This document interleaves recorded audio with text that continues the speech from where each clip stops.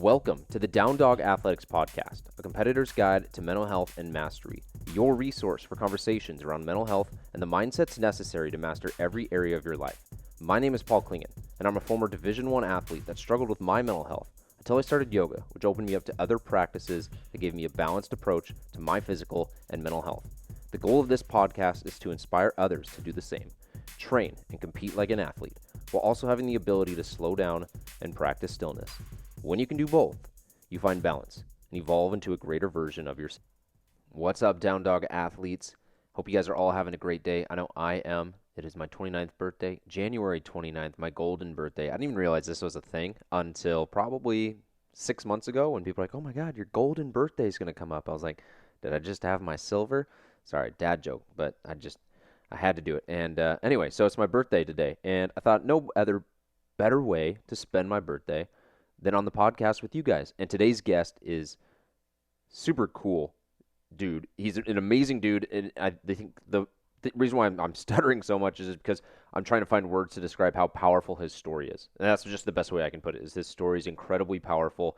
It is everything that this podcast is about, and I'm so excited for you guys to listen to it. But before I get into that, a couple housekeeping things. If you haven't yet, go subscribe to my YouTube channel. I have a boatload of training videos. I upload the podcast to that as well, just the MP3 version where you can listen to that there if that's a better platform for you than a podcast platform.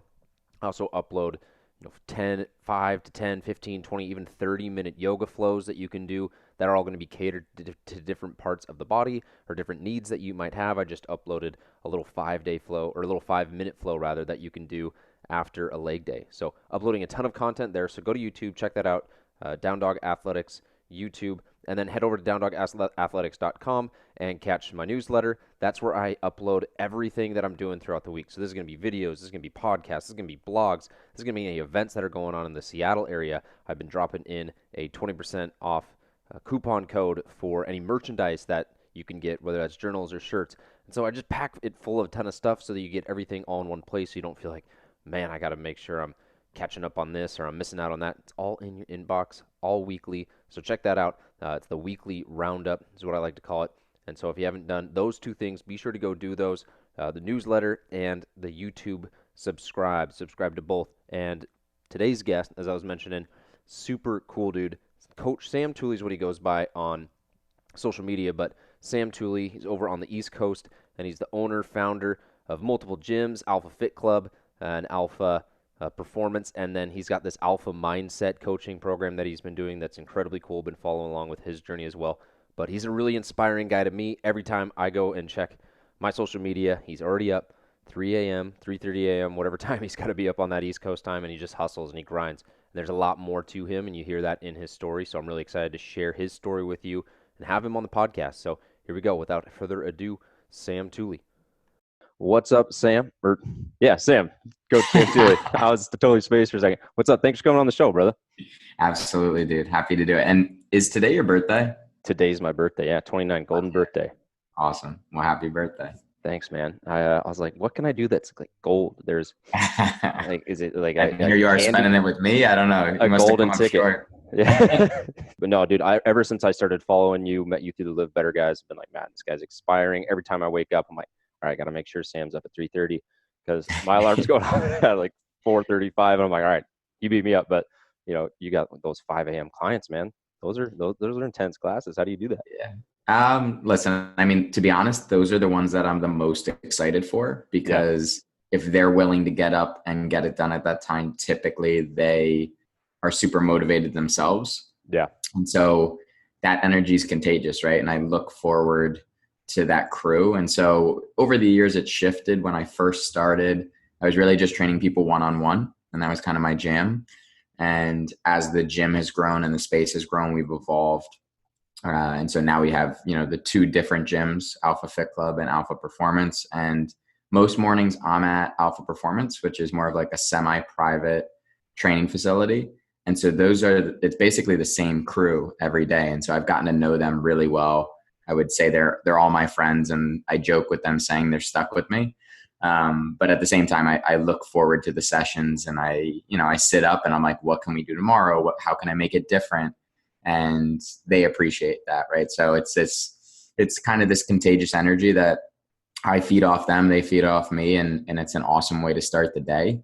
And if I don't start my day in that way at that time with those guys, then I actually almost feel off, right? So it's just a part of my habit, it's a part of my routine, and it's something I certainly, I look forward to it. So Absolutely. And I can definitely speak to that 5 a.m. because I've taught classes before too. And when people are getting up, then it's not like they accidentally got off work and like, I should work out. Like, it's intentional. They have to plan for it the day before.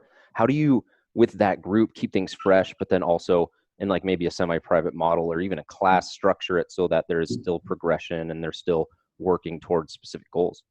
So most of them are guys who are training for something outside of the gym. It's not necessarily a group that's, looking to like lose weight or something like that. They are really almost like ex-athletes that have come together and say like, we want to push it every day. And so some of them are coming out with me to LA to do the Hyrox race in March. And so I've tricked enough of them into coming to do that. So now their workouts are starting to resemble that type of a workout. And so they're almost my test subjects, right? Like they're my guinea pigs, and they're doing stuff either after I do it or before I do it.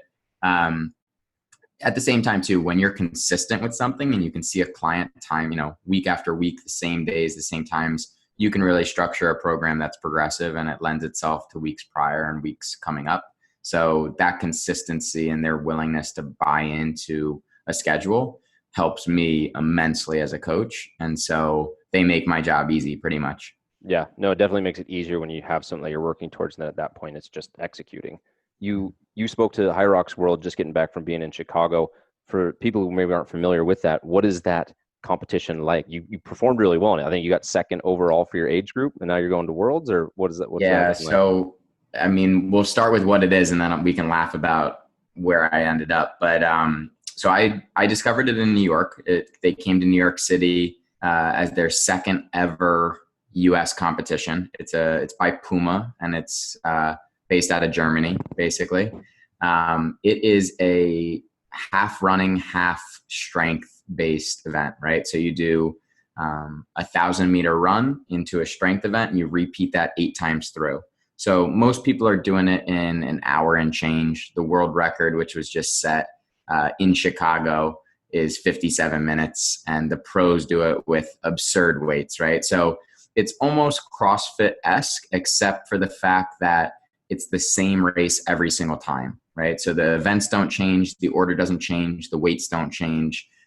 So for somebody who comes from an endurance background where things are standardized, I can appreciate that because you can really train for it and improve. And I think for me, when we talk about progression, I love knowing that I'm working towards something very specifically and that I'm getting closer and getting fitter. So in New York, I ran 116. I was 6th in the age group and maybe 23rd overall out of 1,000. But I could not push the sled. So they have you push a sled at one point in the race, 50 meters, and it's loaded up with 275 pounds, which is not terrible, but when it's on a rolled out rug, that causes some problems if you don't have the right shoes. It gets terrible too after 8 rounds, I'm sure. Yeah. So it wasn't even that it was that much weight. It was that my shoes just kept slipping out. So went back to the drawing board, super motivated, and decided to wear some Nike Metcons. So it backfired in the sense that I couldn't feel my foot by the end because those bad boys are not meant for running in, but I did push the sled 5 minutes faster, right? So that just goes to show. Ended up getting second place overall by 2 seconds in the whole race. So somebody beat me by 2 seconds. And I won the age group. So I qualified for the World Championships in Berlin, which is in April. Still 50-50 about it just because that's a big trip and it's literally the week after LA. But it's an awesome event. And the way that I compare it and describe it for people is that it's like an indoor track event for adults, right? So I grew up obviously as a track and field athlete and a cross country athlete, and indoor track meets were the best because it felt like the crowd was on top of you and the hype was real, music would be bumping, et cetera, et cetera. And so you just felt that energy. very similar to that, where it's like that there's a crowd and you don't want to look bad in front of a crowd no matter what. So it's fun, and it's a real test of overall fitness in my mind, because if you can run, you have a huge advantage, and then you've got to be strong. You can't have a weak area or you're going to get blasted. Yeah. What would you say your weak area was, or like the next area that you're really focused on developing? So they actually have you pull the sled as well, right? They attach a rope to that. And because I'm 145 pounds, I don't have a lot of mass behind me to anchor into the ground. So that was a bitch. Yeah. I was just kind of like shaking my head, and it was actually 2 minutes slower in Chicago than I was in New York. Um, so I just got to get stronger. I got to put some meat on these bones. You know, I can run for days, but you got to be able to move some weight and move it quickly. So just overall strength. I want to try and put on 5 pounds of muscle in the next 2 months, and really just, you go into these races, if you're not familiar with the event, you can hold back sometimes in fear of maybe falling short early. I think I've just got to, throw it up and say, like, let's see what happens, right? And really go from the gun if I want to do something special. So that's Yeah. go into it with no fear and get a little bit stronger.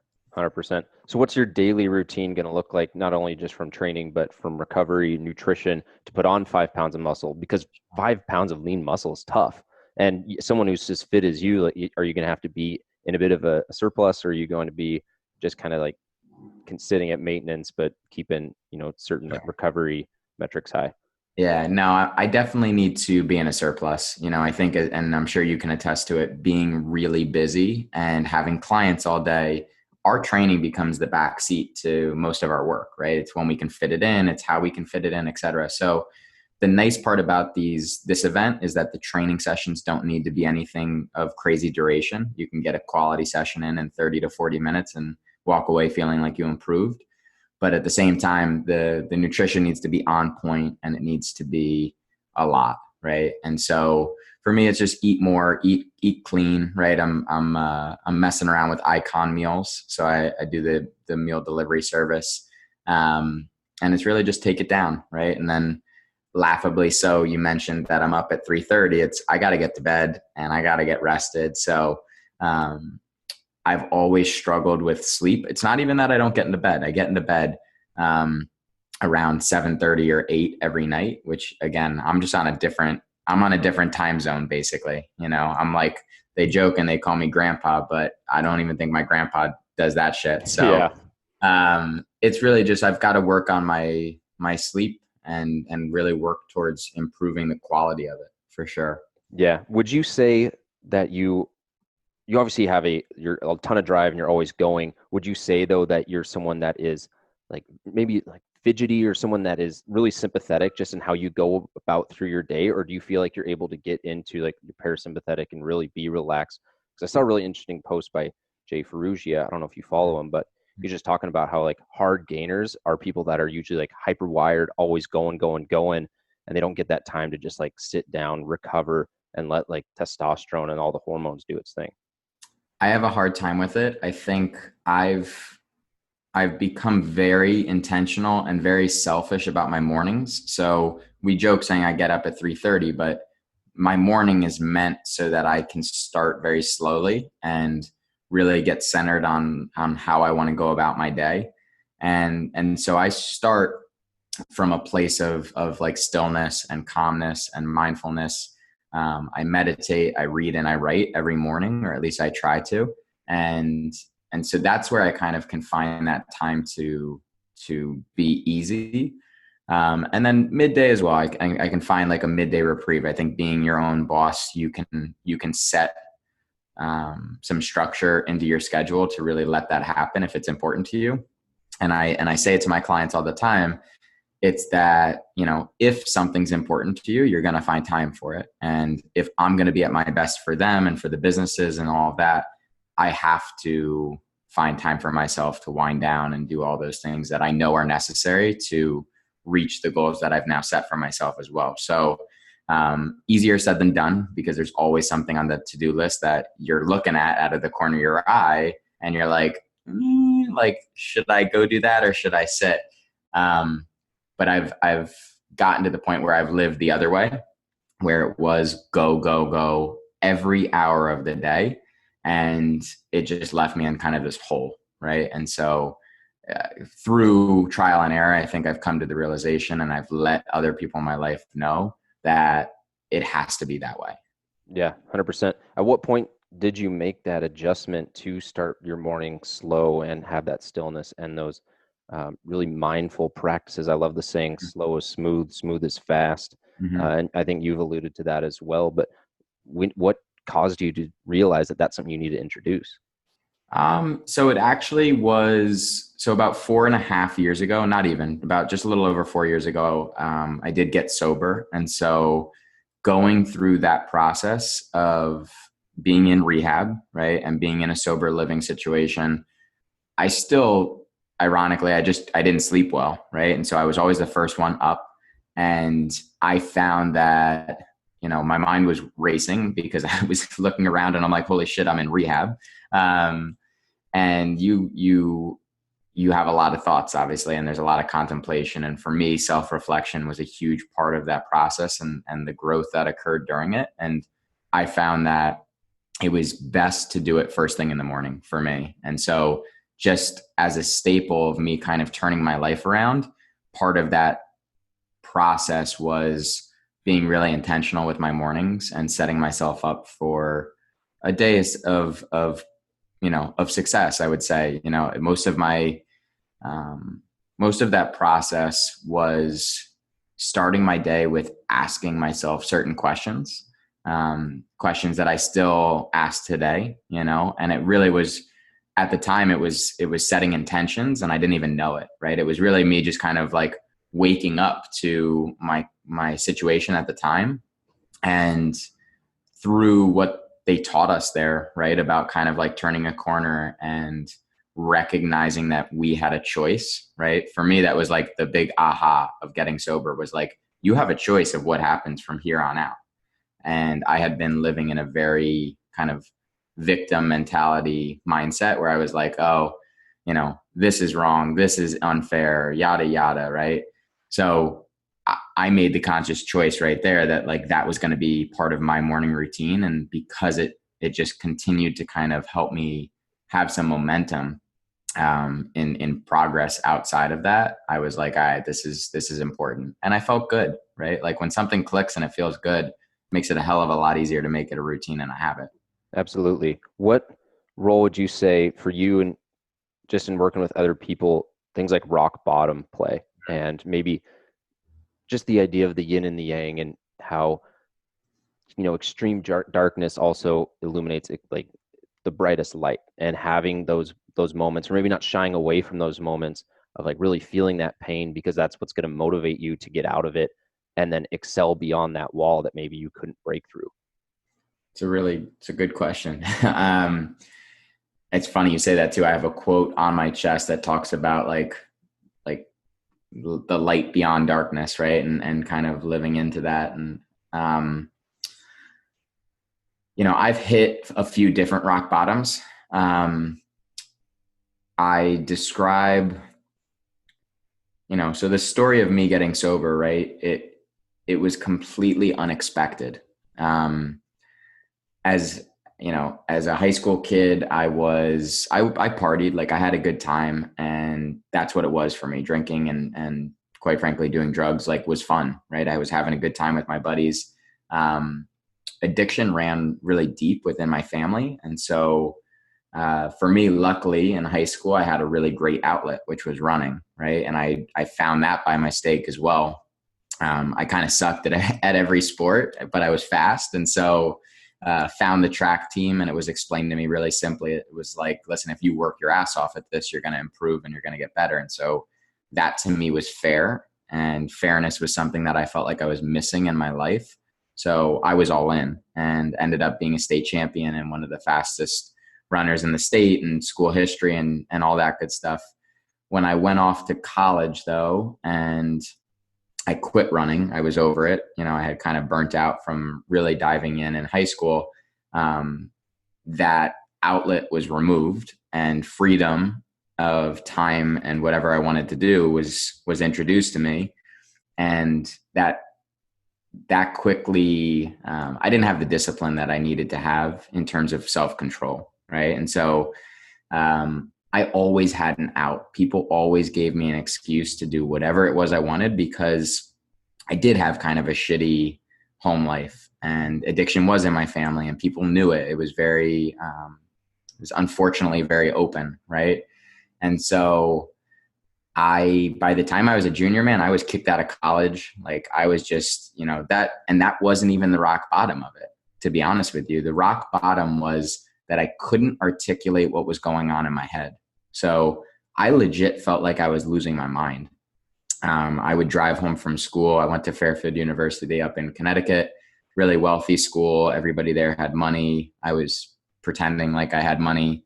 Um, I I would drive home from school and I would just cry, and I'd be like, I feel so messed up. I feel so off. And this was coming from somebody who in high school, I felt like my superpower was that I could become friends with anybody. And like whatever I set my mind to, I was like, I can do that. Right. And I did. Like I said, I'm going to win a state championship. I was like a moderate runner and I ended up doing it. Right. And so I went from a place, where we talk about like, and jokingly, right, peaking in high school. Like I kind of did at that point. I was like, yo, like you are not that person anymore. But I couldn't articulate it. I couldn't explain it to anybody. And I just felt so lost and hopeless. Right. And I think quite frankly, the lowest point, or at least one of the most hard memories that I have in my head, was I stayed, graduation night of college.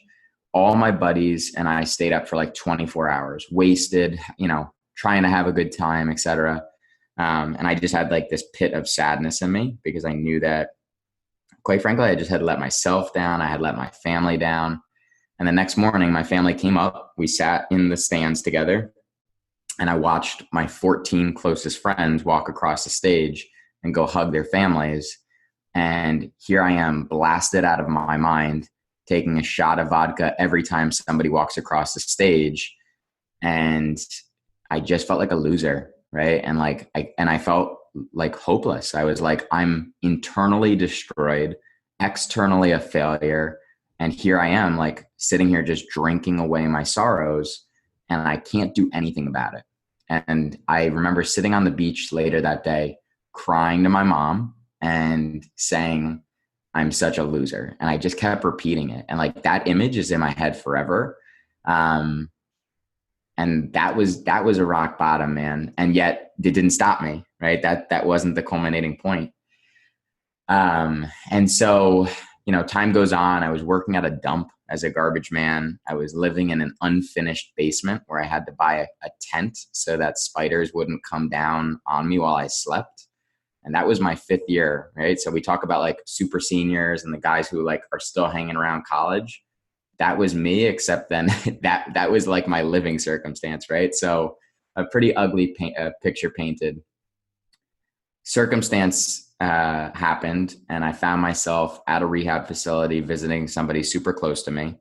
And I heard a girl share her story. I had no interest in being there that weekend. And yet I went and wanted to support, this person. And this girl got up, she shared her story, and it was literally like she was inside my head, right? So she was sharing her story, articulating what I could not articulate for that entire time. And I just stood up and I went outside, and I had to like calm myself down, and very not in line with what I was doing at the time. I went back in, I pulled her aside, and I was like, am I freaking out? And she's like, I said, is this real? Is this me? Do I have a problem? And she's like, if you leave here, it will be the biggest mistake of your life. And so here I am, and I'm 23 years old, not actually in rehab, but there, and kind of put, this decision's put on my plate. And it's like, are you going to check yourself into rehab and address what you now know is your problem? Or are you going to run the other way like you always do? And I luckily had the strength, and I would describe it as that, to stay. And so I checked myself into rehab after multiple conversations with counselors there and this, that, and the other thing. And so laughably, they put me with all like the 45-year-old men, even though there was like a 20 something group, because they were like, you're so mature for making this decision and how you speak that you should be with the men. And I did not look the part. I stuck out like a sore thumb. I was a 23-year-old skinny little white dude from Fairfield University, amongst these guys who had basically lived their lives in and out of rehab. And that was the turning point. Legitimately, that was the turning point that kind of set me on this course to, I guess you could say, reclaiming who I was, or who I always believed myself to be.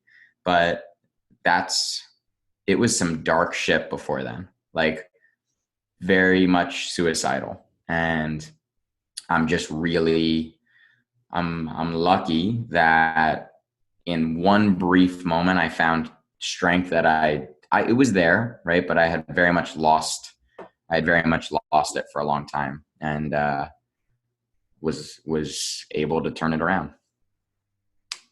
Dude, that's so powerful. And I love how you're talking about how the things that she was saying, you were like taking things out of that and being like, is this me?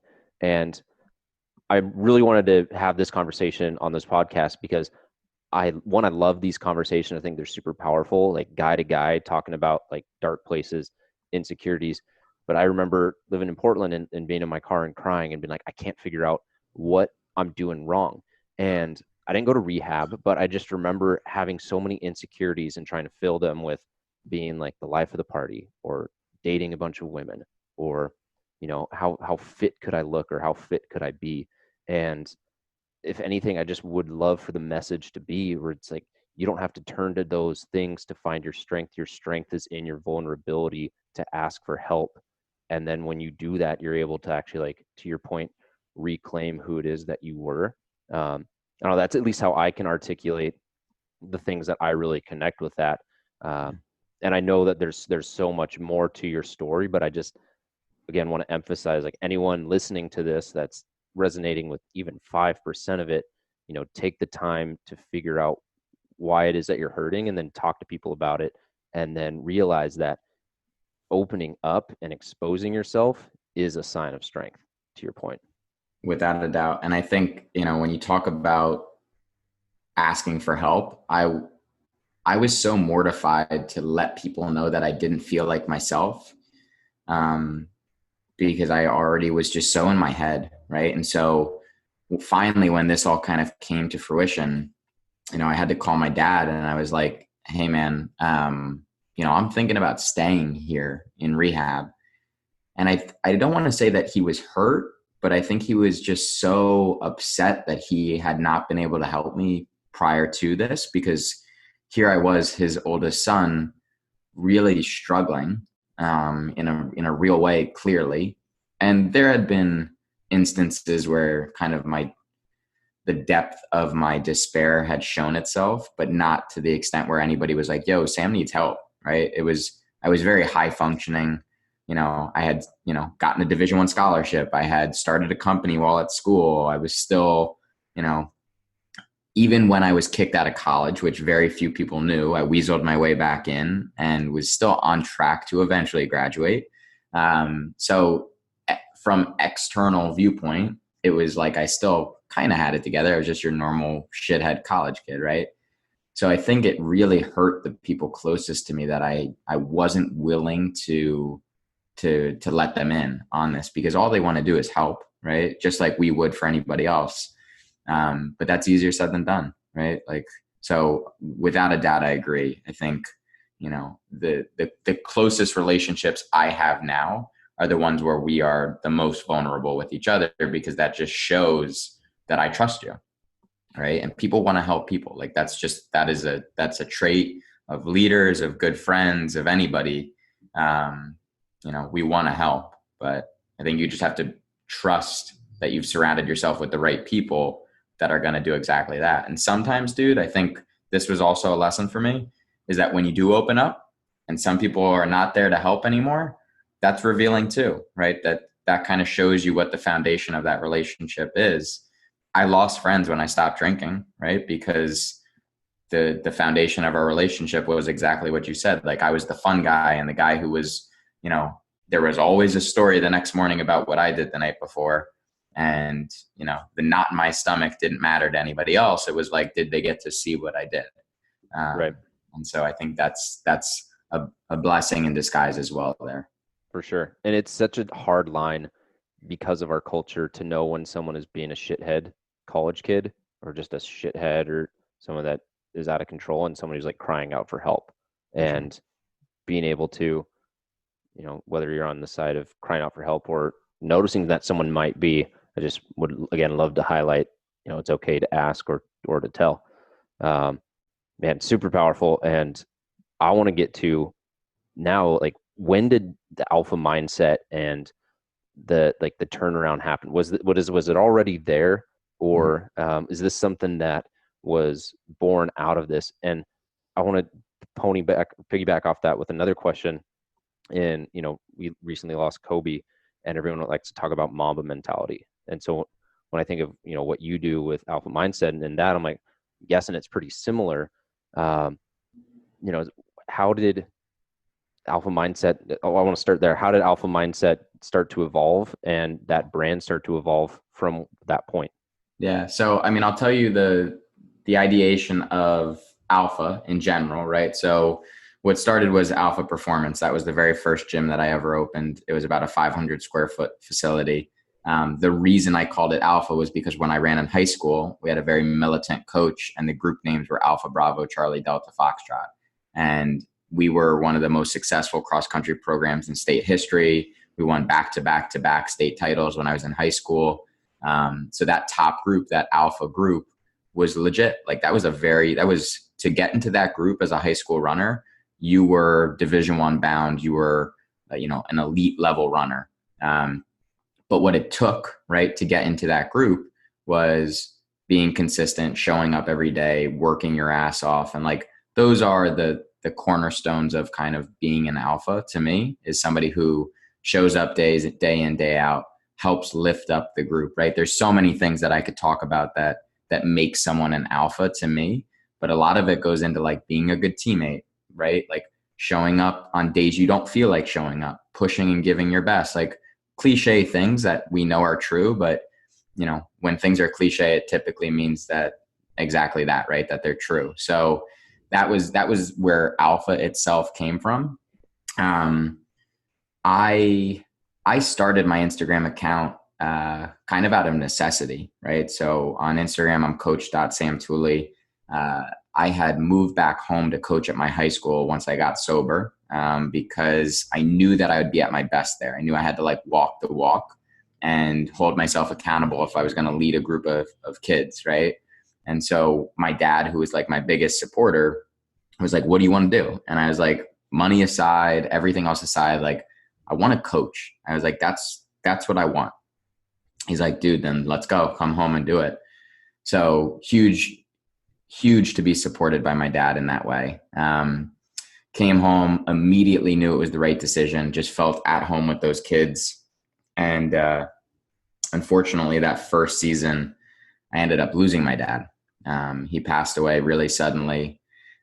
This was about 3 years ago. And I've never been so supported in my life. And ironically, it was by a bunch of 15, 16, 17-year-old kids. Wow. Right. I'd never lost anybody like that in my life. Right. I'd lost, my grandma when I was young and she was old, and that was just, common, that wasn't abnormal. And I was slightly prepared for it. Right. But this was, my dad went in for a routine neck procedure. I picked him up from the hospital. He was wearing his neck brace. I made fun of him for his neck brace, picked up his meds, and that night he passed away. Long story short was basically he took too much of the medication that they gave him, and it cut off circulation to his brain. And turn my world upside down, man. Right. Like just completely, here I was like figuring my shit out and finally doing stuff to make him proud. And he was gone. And so that was a tough go. But at the same time, it reaffirmed that I was in the right place doing the right thing. And I was able to bounce back really quickly because of that. Um, and so I started the Instagram account because I needed to make money. And I was like, all right, well, I'm going to coach runners online, right? That'll be my jam. So started posting pictures of me training, started all this stuff. And my buddies again were like, yo, what are you doing? Like, you just like, we get it, man. You're not drinking anymore. You're coaching, but like you're posting pictures on the internet of you running around shirtless. Like, what's going on? And I'm like, this is what I'm doing. Like, it's a business, yada, yada. I rationalized it. Eventually that became my outlet, right? Where I started posting more than just my training. I started posting, quite frankly, like my inner thoughts. And a lot of those thoughts are still like the cornerstone and the pillars of what we now call the alpha mindset, because it was just me seeing things for what they were. And having, I always say this too, which is why it was hard when I first started coaching, because so much of my mindset and how I carried myself was the foundation that I built getting sober, right? And recognizing that I had a choice. I was like, listen, like life is going to hand you what it hands you, and you have a choice in what happens next. You don't have a choice in what it hands you, but how you respond to that is on you, period. And I went into losing my dad with that same mindset. And it was pretty quick, to be honest. I was able to really take a step back and say, like, what would he want you to do? Would he want you to go back and drink? What purpose does that serve? Or would he want you to push forward and do what you're doing and having an impact on these kids? Also really importantly too, is that I had my little brother, right? So Jake was 6 years younger than me. And my mission went from like getting my shit together to showing Jake that we could do whatever the fuck we wanted to do still. Right. Yeah. And that was some real ammunition, right? That was some real firepower. And I was like, all right, well, game on, So the Instagram became kind of my outlet for my thoughts. And I was a little worried about being just an online coach. I just didn't feel like it was secure. I was like, what happens if Instagram crashes? Like, my business is gone. So I basically a few months later, I signed the lease to a 500 square foot hole in the wall and called it Alpha Performance, and said, all right, well, I'm going to start training people in person. Like, I'm going to build a gym. And again, just being in my hometown, people knew what I had just gone through, and they saw the impact that I was having with the kids. And I was so supported, man. Like, it was a really special feeling. And then yet life had more tests, right? A month after I signed the lease to the gym, we had a home fire, and Jake passed away in the fire. We lost everything. And so, you brought up Kobe and people's response to it, right? Where unfortunately sometimes like the tragedy and trauma of others reminds us what's really important. And unfortunately, it was my tragedy and trauma that reminded not only myself, but everybody in our town, like, what matters most. Right. Yeah. And again, like, a lot of these kids I was coaching were Jake's age. So Jake was going to be a sophomore in college, and these kids all went to high school with him, like some of them pretty good buddies with him. And yet, they were the ones supporting me. And unfortunately, it's just like, listen, life's going to go as it does. And you've just got to roll with the punches as much as they hurt sometimes. Right. And so I had this foundation where I was like, I knew what I needed to do. I knew the responsibility was on me, but boy, it got real hard to make strong forward progress decisions. I was pretty stuck for a while. But I was loved, man. And it was good to be where I was at, because if I didn't go through what I went through in terms of getting sober, I might not be sitting here having that conversation with you, right? Yeah. I very well might not have made it through because I was really destructive. So that year was a struggle. That first year of business was non-existent, right? The only reason I got by was because people cared. Yeah. But it was like work 1 week, sit on the couch another week, like work 2 weeks, fight to get out of bed the next week. About 6 months later, I was like, all right, dude, like, you know what? It's time, right? It's time. It's like, you got to do something. So signed up for my first Ironman. I don't know why that was a thing, but it was just something I was scared shitless of. I didn't know how to swim. I could barely bike. But I was like, you're going to do this and you're going to do it for Jake. It was the first time that I really committed myself to something. And no matter how I felt, I did it. I did the work. I showed up. I lived into that mindset that I preach, and I blew away my expectations, right? Set a goal and showed up on race day and just crushed it. Like, felt like I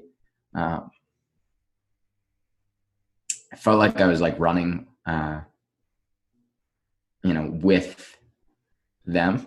And, Yeah. I mean, dude, obviously I'm kind of crying right now, but, and I do every time I tell this, but, I ran down the finish, and it was literally like a weight was lifted off my shoulder. So very hard to describe it, but it was like I gave myself permission to live life again that day. Yeah. And Wow. since that race, I have been a force. I've just put my head down, dude, and I've really worked, and it feels good because I knew it was there, right? You like, sometimes you can feel that. I'm trying to like regroup so I don't sound like I'm crying, but Yeah. sometimes you know that you are capable of so much more, but nobody else knows it, right? Yeah. So let's say I win a race, right? Just to keep the analogy simple. Let's say I win a race and I win it by 30 seconds, and everyone's like, damn, like, look at that kid go. But I know I could have won it by 2 minutes. Am I going to be really that happy with that performance, or am I going to just like, it is what it is?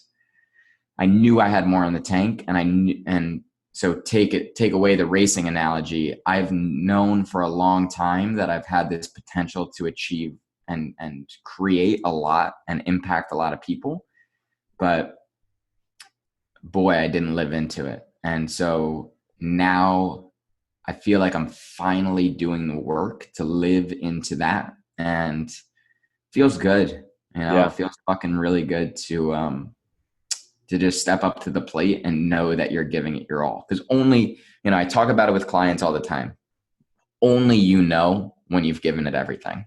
Yeah. I can look, and I think my weird superpower now is that I can watch people do things, and I know, right? Yeah. I have like this sixth sense for like, yo, I know you have more. Like, you might be making a face like you're dying, but like you're acting, like you're faking it. And so, kids I coach at the track, they can't BS me. My clients can't BS me. And this is more than just fitness. This is more than just racing.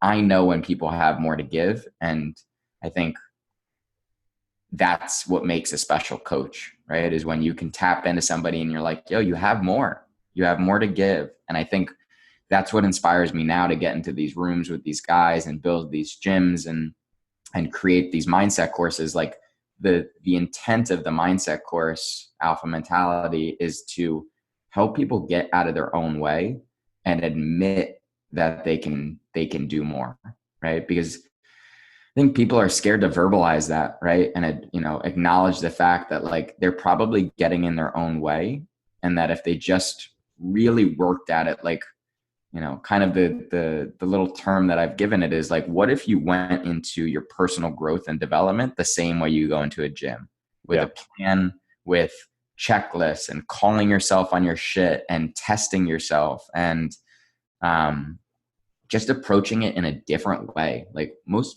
people don't do that, man. They go through the motions and that's it. They go through the motions and then they look back 10 years later and they're like, man, I haven't really progressed. I'm kind of doing the same shit I've always done. And I want to help them do more than that. Right. And Yeah. like, quite frankly, it fires me up way more than the gym does. Because I've just lived it, right? Like there's so much more to life than fitness. And as somebody who owns gyms, it might be ironic to say that, but like for me, it's just the outlet, right? It's just like the catalyst to get people where they're going and to recognize their potential. And it's almost like a responsibility that I've put on myself. Like I feel responsible because I've recognized this to help other people recognize it as well. Yeah. Well, dude, I'll just say your capacity to lead, and I love how you talk about leadership, because you're literally like pulling people behind you rather than being like, go do this. And it's inspiring. Everything you've said. Like I'm a little choked up as well. Maybe Yeah, can't see it because I got a I hat was on. trying to regroup, but it kind of just kept coming. But like even in the last couple of days, again, bringing back to Kobe thing, and the idea that people don't give themselves permission to believe that they can do more or want to be the best is one that even I find myself being like, all right, yeah, I want to like do that. Like I want to make this much, or I want to have this many clients, or I want to have this fitness goal. And it's like, why don't I ask myself, or why don't we ask ourselves like, no, I want to like be the next, Phil Knight. I want to be the next, 24 or whatever it is like the best of the best is. And I think I see this a lot with athletes and I see it a lot with myself where athletes get really frustrated when they subconsciously know that there's a delta between where they are and what they're capable of. And maybe it happens, I'm sure it happens in every aspect of life, maybe like musicians or real estate people or whoever. But that to what you're talking about and like applying that alpha mentality is where it's not a matter of like what people see. It's a matter of you knowing and having that like I know that I did everything that I could to get to where it is that I'm capable of. As long as you can say that, the results don't matter. It's cliche. So you talk about it's like focus on the process. The results don't matter. Like I played baseball, and so the big one was like people want hits, but would you rather hit a flub over the first baseman's head or a laser at the center fielder? And it's like I'd rather hit a laser at the center fielder and hit 250 than hit 300 and hit like bunt singles because I'm getting jammed every single time. I think that's the big thing for people to one, give themselves permission to ask more of themselves and believe that they can. But then at that point, they also either through coaching and accountability or their own will and determination to be honest with themselves when they're not getting to that work ethic level. And I think too, I mean, so I'll even like dive into what we've covered in the mindset course halfway through, right? I'm 4 weeks into the very initial kickoff of this. And in week 1, we get clear on the excuses that people make time and time again and how they rationalize them. Week 2, we define literally who we are at our best and work to remind ourselves to live into it right now. Week 3, we decide what type of energy we want to bring into every single day and every single conversation that we have. And then week 4 is literally, and this is my massive whiteboard, if you can see it behind me, it's like 7 feet wide. Great. Week 4 is literally recognizing that every single day we get to do X, Y, and Z versus having to do anything, right? So every day is an opportunity rather than an obligation. And so this whole process, this whole like mindset coaching course is really, again, it's helping people recognize that it's on them, that they have the responsibility. It's no one else's responsibility to make sure they get from point A to point B. And if that's their goal or whatever, like it's their responsibility. And then that they have a choice every single day, whether or not they attack it or they make excuses and kind of go through the motions. And so that's just been my biggest takeaway, man. And it's easier said than done, right? Like I go through this every day, right? This whole mindset course is really just the questions and principles I have to ask myself. And I think that most people would benefit from asking themselves. None of this stuff's automatic, none of this stuff's automatic. And I think, that's a big part of it too. It's an ongoing process, like developing a mindset that, one would call like alpha, whatever that means whatever that means to them is a forever process, right? Because we're not going to be all like jacked up every single day. It's really easy, I think, to live in alignment with what we want and who we say we want to be when life is going as we plan it to. But what I'm trying to do is give people the tools to fall back on when life punches you in the face and says, now what? Right? Because that's when you need to have like this stronghold on your mindset. And again, it's amazing to see in 4 weeks how people hop on the phone with me and describe their feeling, and that fills me up. And they're doing the work, no one else is doing it for them. They're doing the work, and they've just made a decision that they're ready and willing to do it. Because a lot of times what I'm recognizing too, and I've seen it first in sports and now in this, is people say they want one thing, but then when it comes down to doing the work, they're like, never mind. Like, I might think that I want that, but I know I'm not willing to do the work to get it. Yeah. Right? So I think to your point where you say like, oh, I want to, why are we not striving to be Phil Knight? Why are we not striving to be the very best? Right. It's because we know deep down that we're not really going to do the work to get there. Right. Yeah. And you got to want it, right? When you set those goals, whatever the goal is, you got to want to do the work to get to that goal. Yeah. Well, it's really easy. It's really easy for people to say, yes, I want to be at X, but what they don't realize is you have to say no to 99 other things and create boundaries. And that's the one that, I catch myself seeing, I see clients seeing, where it's like, I want this, but I don't want to say no to Saturday night. I want this, but I don't want to say no to going to bed at 8. And what I love about mindset and why I love having this podcast be about mind stuff is you talk about fitness being one aspect of your life, but if you can take the same exact mindset principles to that and just overlay it onto your relationships, overlay it onto your career, overlay it onto your spiritual health, all the same principles are the same. What excuses are you making with your significant others? What excuses are you making at work? And then you can just go through that exact same 8-week loop in everything. But at the same time, you got to sweep the floor every single day. I used to think like maybe it's how I grew up or watching athletes where it's like once you hit some level, like you anchor there. It's like a video game and you just save. And it's like, all right, I'm just going to like load that level where I was at like level 70. I'll be fine. I'll be able to go back to it. But you'll regress. And I tried and think of physical health and mental health as a spectrum where the pinnacle of physical health is winning the Ironman, and then there's 300 pounds overweight. And then there's the mental health where it's like alpha mindset. Every day you're dialed in. And then on the other side, like you have really bad anxiety and depression. And same way you go to a physical therapist, you go to a mental therapist to work things out so that you can get back on track. Dude, like the stuff you share fires me up. And I think like everything that you're doing is so inspiring to me. And one last thing I'll just say too is I saw a quote by Kobe. It's kind of just the theme of today, but he was talking about championships and MVPs. Those will fade, but inspiring generations is really what lasts. And, you're doing that. And I think that's super cool. I appreciate it. Yeah. Legacy is really important. I have a foundation in my brother and my dad's memory. It's a nonprofit called the Tooley Legacy Foundation. And I talk about, even the gyms, like if you can have things that live on past you, right, that represent who you are, whether people know it or not, that's what fires me up, right? So we did a 5K in my brother's memory called the Night of Lights 5K. We lit up the park with first responder vehicles. We had a band come out and perform. Like my vision for that, as I stood in front of this crowd of 1,000 people, right, was that in 50 years, I'm 75 years old, and I'm shooting the gun to a race that we started 5 decades ago in my brother's memory that maybe most of those people don't know, but his memory will live on through that event and things like that. And so that's at my core. And I think that for people who, aspire to be leaders and things like that, like Kobe himself, like, dude, that's a crazy thing for the world to stop, right? To stop and, mourn your loss, but celebrate who you were as a person and what you brought to the table every single day. Like, that's a special thing. And, again, you never want reminders of how precious life is to be at the sacrifice of other people. And Yeah.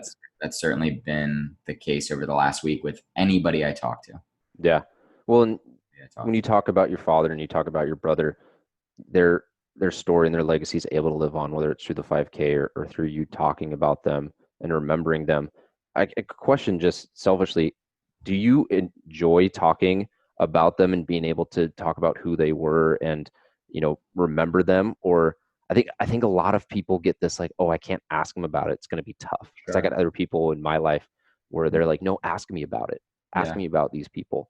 Um, is it like that for you? I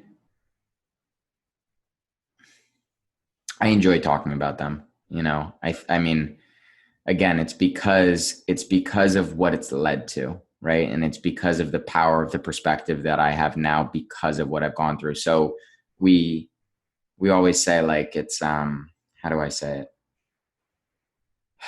It's it's very hard in the moment to understand why something's happened, right?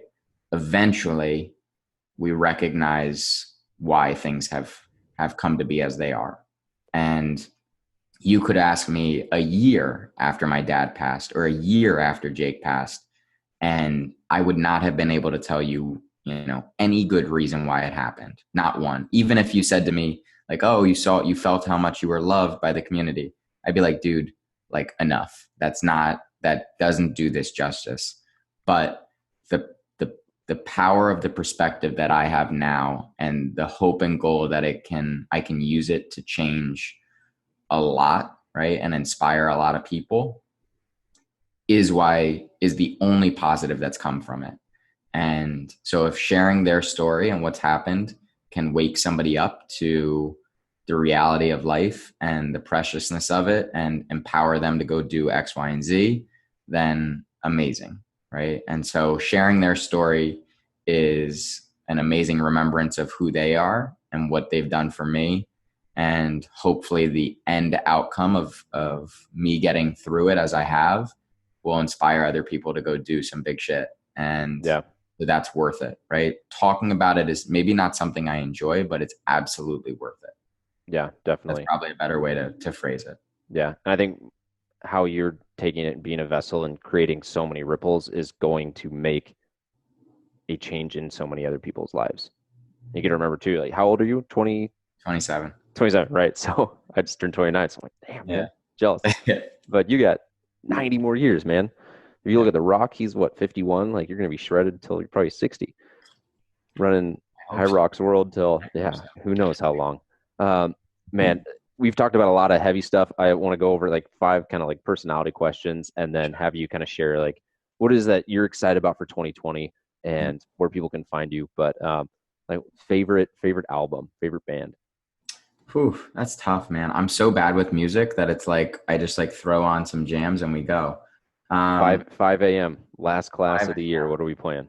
I've been bumping a lot of Drake, and the older guys are still kind of scratching their head about him, but we just vibe with it. So I You would didn't. say we'll throw back some jam from some Drake early morning. Yeah. Okay. Favorite food.